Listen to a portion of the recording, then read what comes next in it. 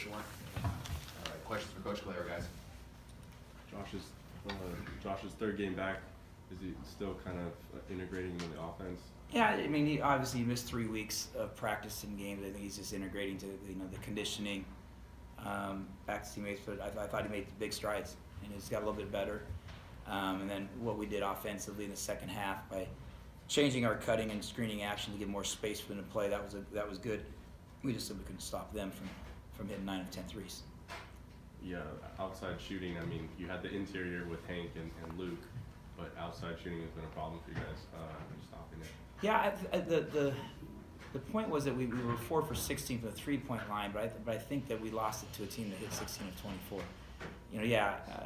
We would like to have made 10 or 11 for 3. I think that when we beat Pepperdine here 2 weeks ago on a Saturday, I think we made 11 threes.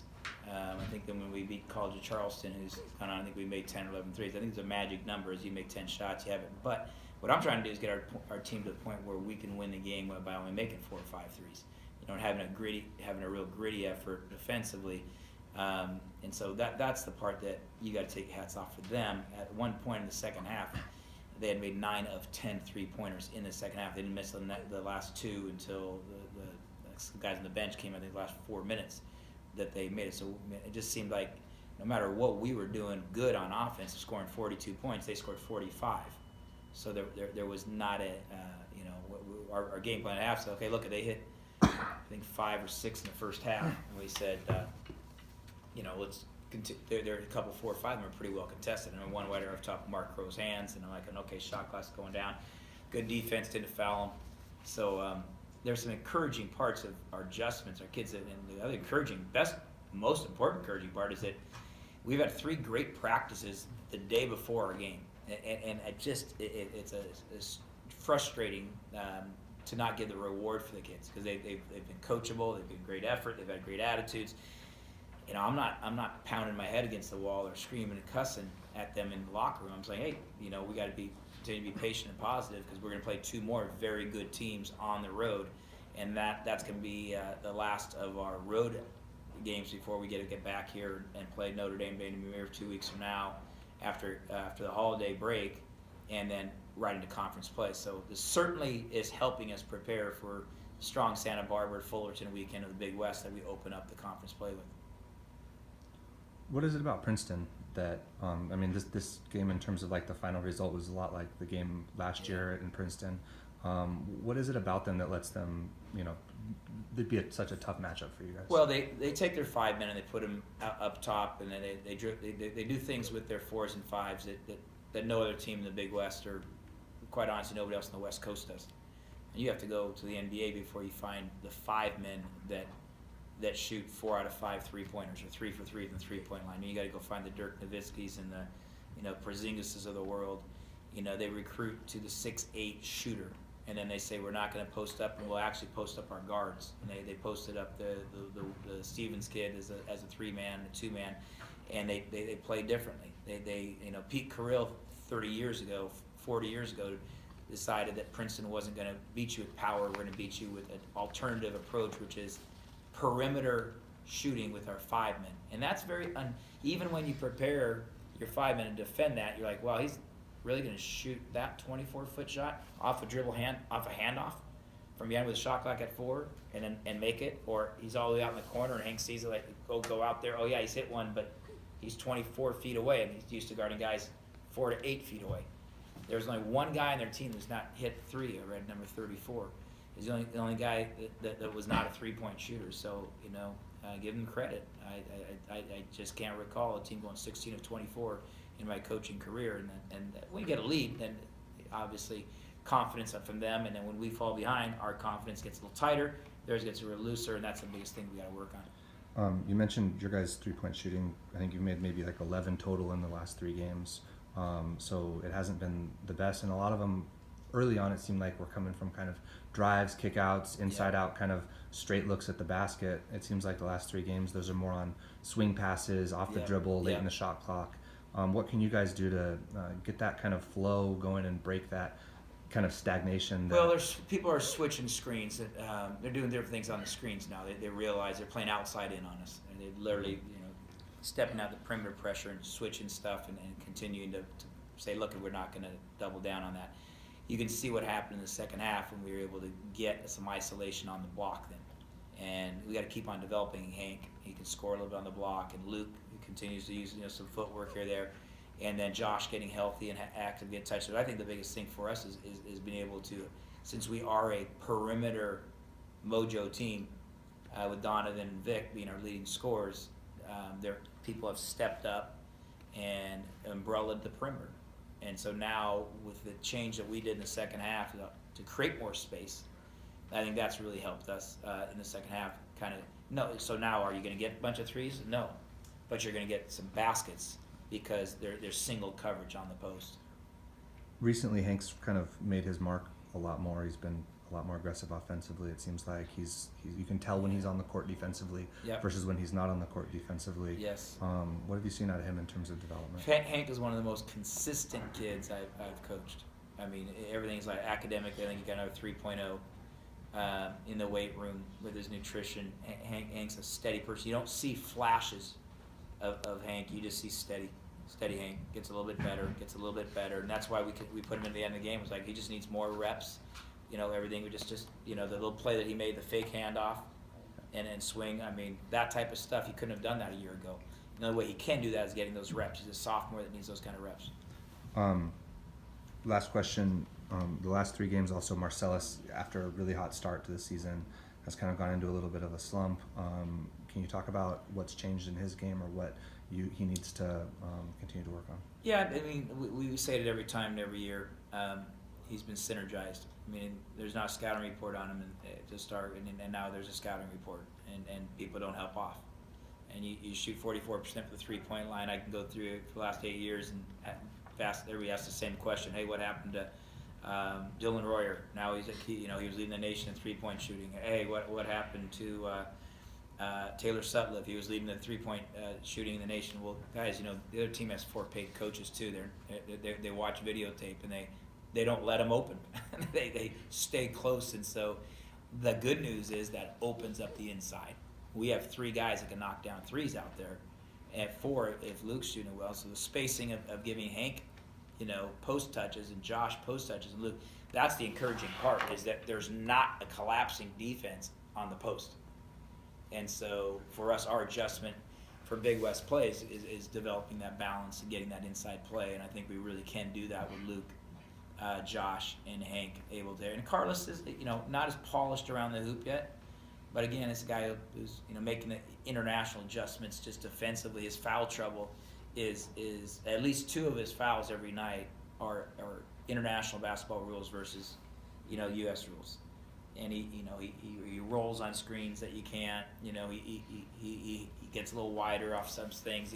He denies a little bit harder than most guys would, but I love the fact that for Carlos we have to say whoa and giddy up. He's an aggressive player. He's a hungry player, and he's a freshman. And look at that; those 2 kids are going to get better every time that they're allowed to play. Hank and Carlos, kind of young freshman, sophomore, post kids, going against big, strong guys at Fresno State. They're seniors, going against 5, 6 seniors at Idaho, going against two big, long, athletic kids at Bethune-Cookman, going against. Now tonight, the difference was that they had to go against 3-point shooters. So the range of what we've had to experience, why we schedule who we schedule, the difference between Bethune-Cookman and Princeton was as different as dry land and wet water. It was like Bethune-Cookman was driving and crashing and attacking, and Princeton spacing and shooting. And I mean, all game we're trying to get our guys to condense the defense against Bethune-Cookman. And all game now, we turn around 48 hours later and say, you got to get out the perimeter. So that's what's going to help us in the Big West when you play different teams that are perimeter shooting or inside driving shooting, and going against Northridge one night and going against Davis the next night. Those type of things I think are great for us, our learning.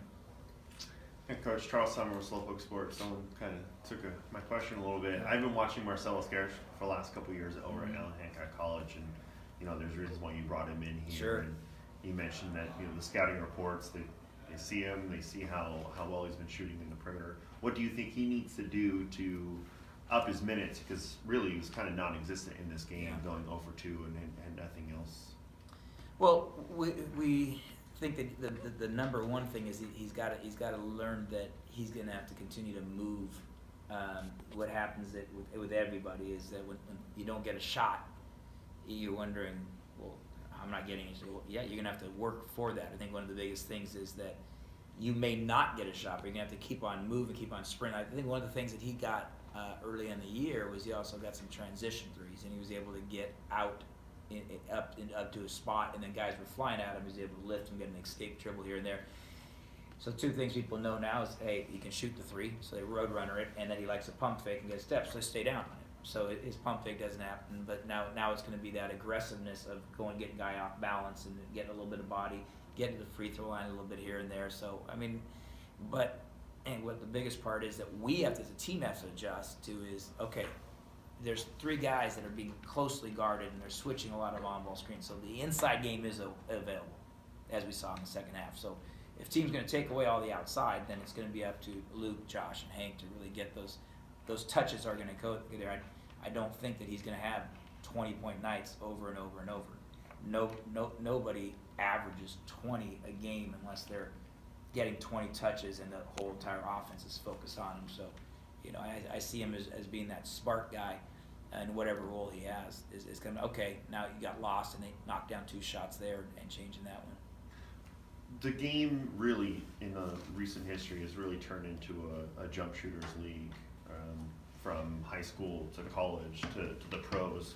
You have a couple of big men. How do you try to implement the big men back in sort of that post-play basketball? Yeah, I really think it's all about spacing, and because you have the shooters, you can really get the spacing, and I think that's what I liked about the second half, is that we were really able to space it, feed the post and then cut hard and space to the opposite side, and that opened up our post quite a bit. And I think that is really what we liked about the second half.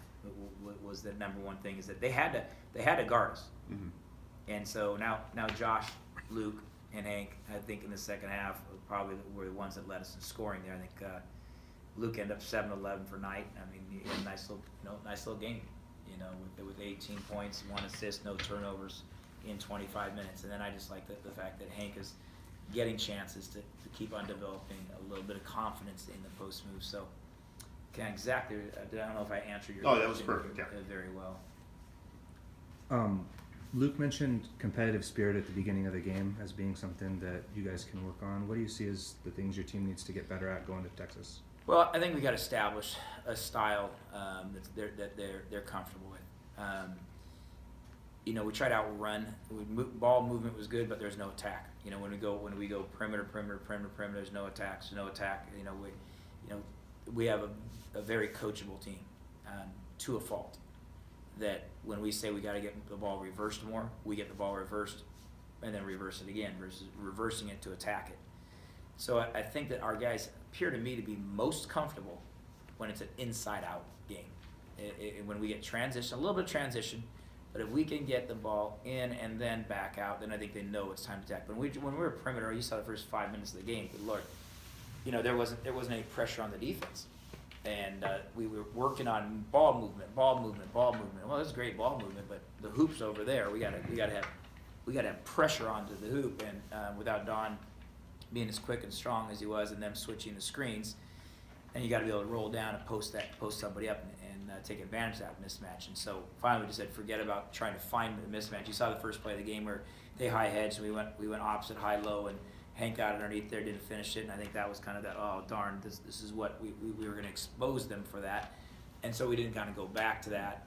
And Luke had maybe 1, Josh had 1, didn't score underneath it, so now you kind of get little reserve about going back to that inside too much. So biggest thing is that I thought the second half we found more confidence in being a post, a post inside, then responding to the game after a post touch, getting that ball inside a little more consistently and playing off Josh, Luke, Hank a little more consistently to get the free throw line, to create some tempo changes and so forth. So the second half was very encouraging for me to find something from the offensive side. Very discouraging to watch a team hit 9 of 10 3-pointers in your face and you lose by 20, and you so also go, well, that's, you know, that'd be great if they're going to shoot that, they're going to win the national championship. I mean, it's like Villanova back when they shot 76% and beat Georgetown 25 years ago. You're like going, okay, well, they're going to shoot like that. They are Ivy League champions for sure. Last question. Again. How do you get 2 technical fouls and not get ejected? How's that work? I didn't. I got a warning. Okay. I got a warning for the coaching box because while coaching, I was out of the box. So they gave me a warning for that. So then I got the technical because I was out of the box the second time. And I was like, you never gave me a T. He says, I gave you a T because you got 2 out of the coaching box calls.